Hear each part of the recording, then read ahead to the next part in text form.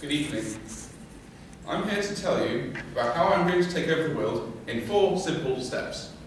These will take place in these upcoming operation names.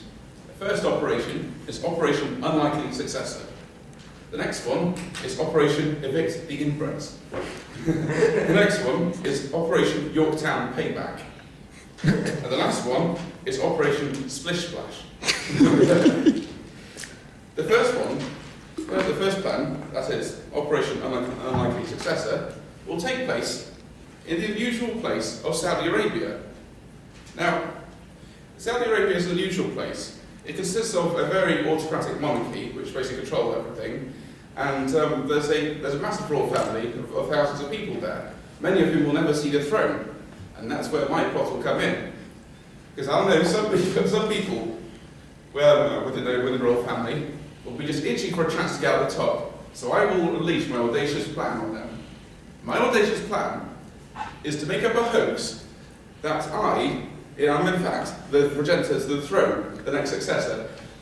And this has not come to light recently because of the blatant anti-Semitism within the royal family, because of my slight Jewish connections, which I could talk up a little bit as necessary.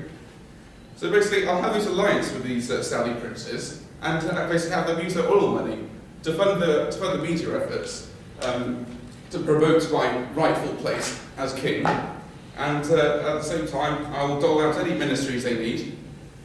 And at the same time, to please the fundamentalist Islamic Muslim preachers within Saudi Arabia, I will give them an offer they can't refuse, which they'll realise in phase 4 of my plan.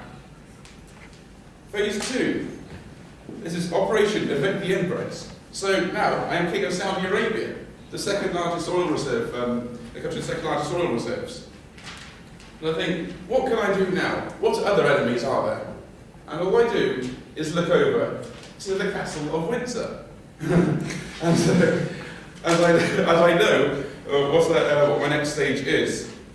So I decide, okay, I want to spread my righteous message to Britain. To let them know that they made a massive mistake, a huge mistake. That in fact, the family of Windsor are known as imposters, squatters even in the House of Windsor. And in fact, my family has been rudely kicked out as well.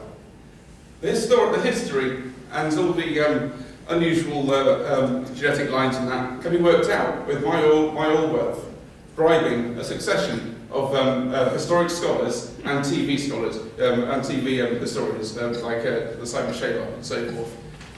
And I'll basically name them a price, be it a portion of Saudi Arabia, a few wives here and there. That will be their price. So, to spread my message to the people of the UK, I will buy the oracle of truth that everyone listens to, the Daily Mail. I will use the Daily Mail to spread ever more horrendous stories about MPs. MPs claiming everything on their expenses. Houses, cars, children, whatever. We'll make it up. Because it's the Daily Mail. People don't believe what's in the Daily Mail, or do they? That's where my message will be disseminated. And at the same time, I will use my power in Saudi Arabia to fluctuate the oil prices of the world and basically cause mass panic within the country. And at the same time, people will look to their leaders to save them, but they can't because they're too busy buying houses and children and so forth with their MPs' expenses. And so I will come to them.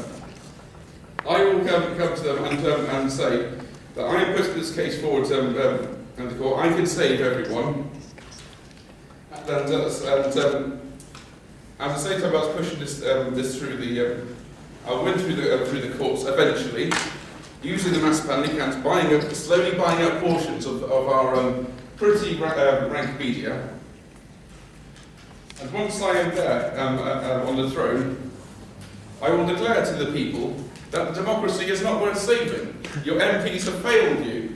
I, as the enlightened ruler, and also the keeper of the holy sites in Saudi Arabia, will save you. And they will come to me and be part of my kingdom. Operation Yorktown Payback will then ensue. I will use my links in the media and use certain people, such as Piers Morgan, who would sell his own mother for money, to disseminate my message. But unbeknownst but before my message of the gets out to the US, I will use my cabal of historians to make a story, a very convincing story in the way it's presented, that in fact the Declaration of Independence signed in July the 4th, 1976, is the biggest hoax in history, and in fact is not real. And in fact, if you look again, because how people actually see the Declaration of Independence has a load of spelling mistakes and a load of like marks where people put coffee on, and at the back of it you can even see the shopping list of one of the founding fathers. So how real is it really? And the American public is bubbling over this and getting ever more panicked. The oil prices again go up and down, destroying what they have left of the system. And then I, the keeper of the holy sites, and also the King of England, will come to them and offer them a solution to come within my kingdom. Since the Declaration of Independence isn't right, isn't correct, I have legal precedents. They never left us, so it's only coming home to us. Was that time? No. Okay. The last phase is Operation Splish Splash. This is the most simple phase of my plan. Quite simply, I will get the nuclear football, I will open it up, which that's the control for all of the nuclear weapons in America, the football, and I will unleash all of the nuclear arsenal to melt the polar ice caps, both of them. The rationale behind this is to further cause chaos in the world, so I can divide and rule, and to melt the polar ice caps, so I can use the largest navy in the world to help divide and conquer my enemies. And I, as the leader of the United States, could use the infrastructure, the resources of America to withstand the environmental devastation, and to build up the necessary dams to keep up the water. And eventually the world will come under my united rule. Now, what shall I do with all this power? Well, first of all, I've carefully considered what I should do, and the first thing I'll do is I'll evict the Queen and the Winters from their palaces, and I'll give them a very luxurious place on St Mark's Road in Bristol. This will be followed by trials for Hollywood. I will try every single US director and producer who has presented British people stereotypically and hold them to account for the horrible and ghastly film that is The Patriot, or depicting us as apparently rampaging animals. And at the same time, I'll turn my attention to France and very respectfully, very carefully bulldoze down Napoleon's tomb and replace it with a monument covered by all the names of the people who died under his horrible dictatorship.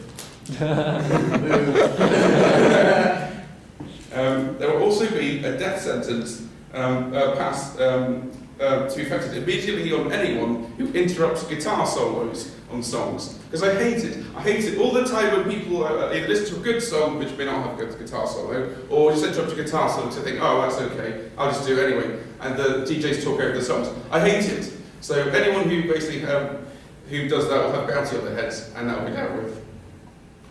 And that is it. Thank you for listening.